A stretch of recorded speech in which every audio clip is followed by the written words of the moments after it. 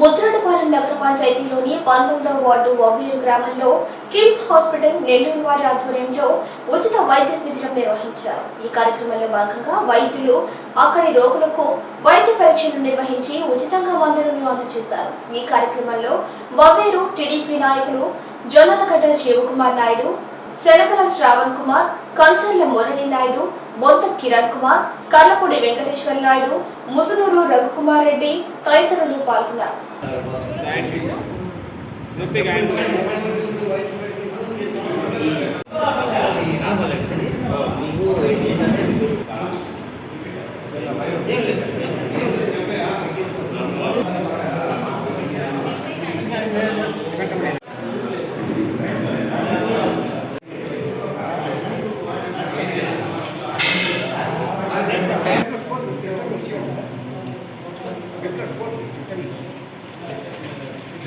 Sir అవి vitamin బాగా పనిచేస్తాయి సార్. అవి